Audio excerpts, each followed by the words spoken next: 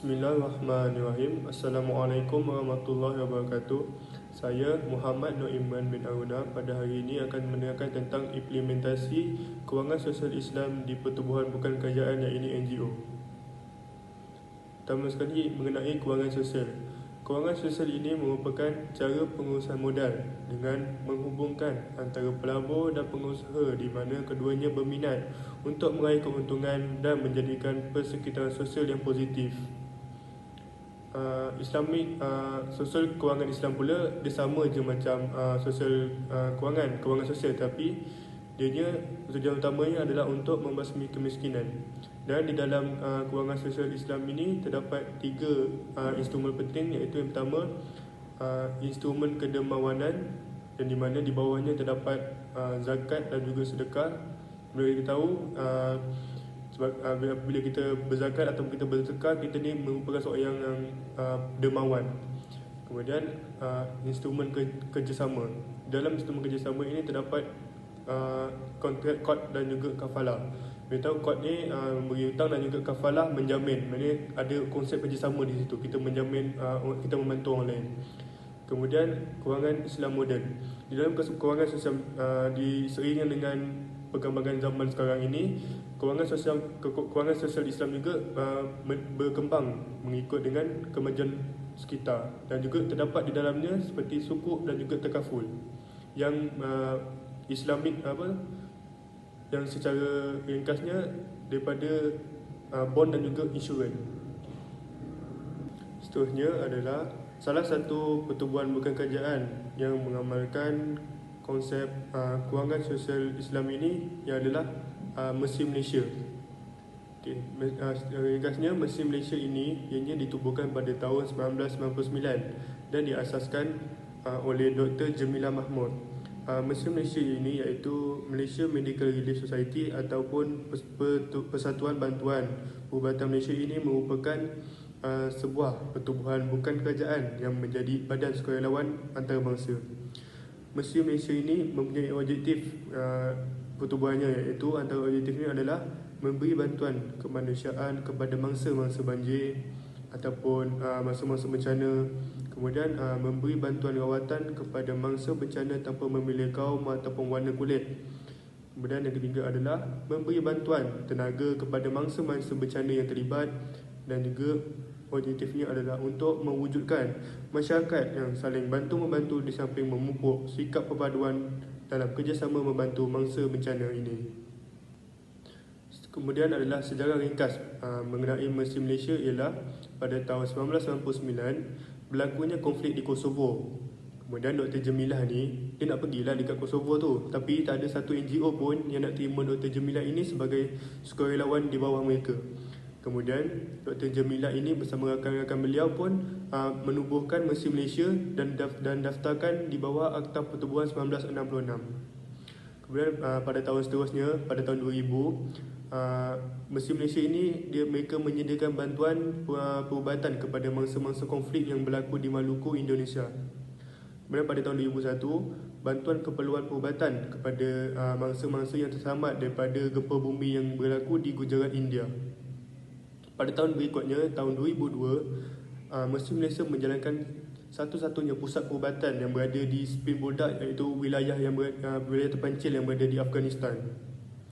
Dan pada tahun 2004, dengan kerjasama bersama Kementerian Kepelajaran Malaysia, Mesir Malaysia ini menyediakan beg sekolah untuk kanak-kanak yang tertindas di Iraq dan juga Palestin.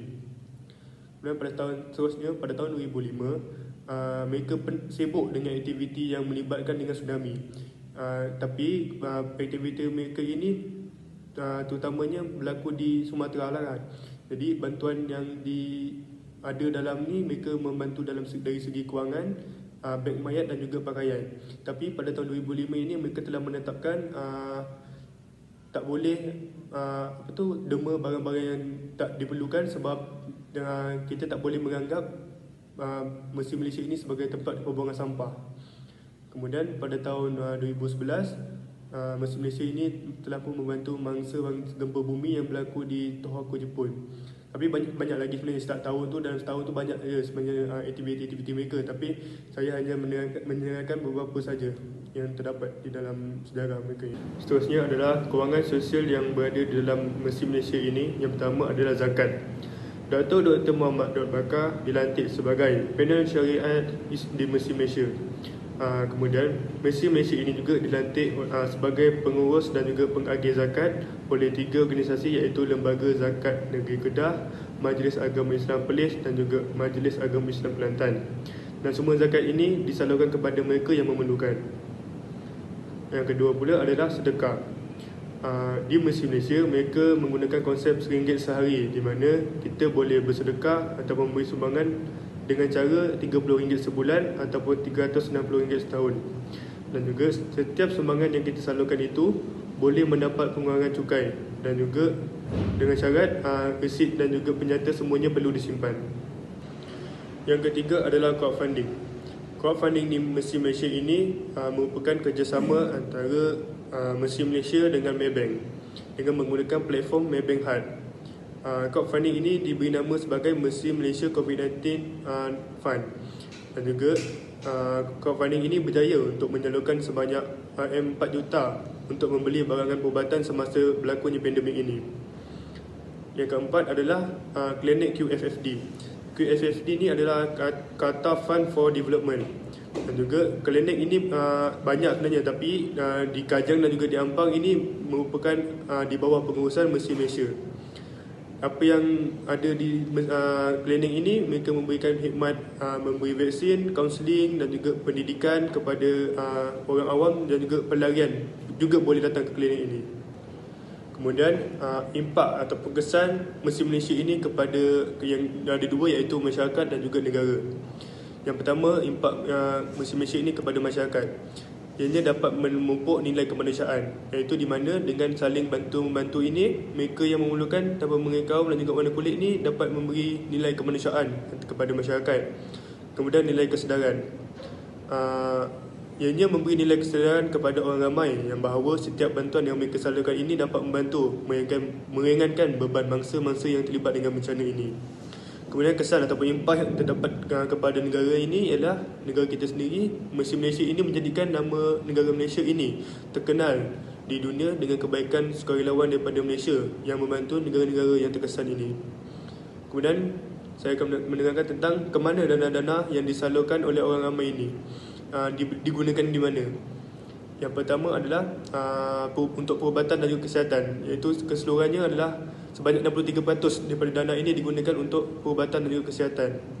14% digunakan untuk program WASH, iaitu Water, Sanitation dan juga Hygiene. Kemudian 14% lagi digunakan untuk persediaan bencana pada masa akan datang.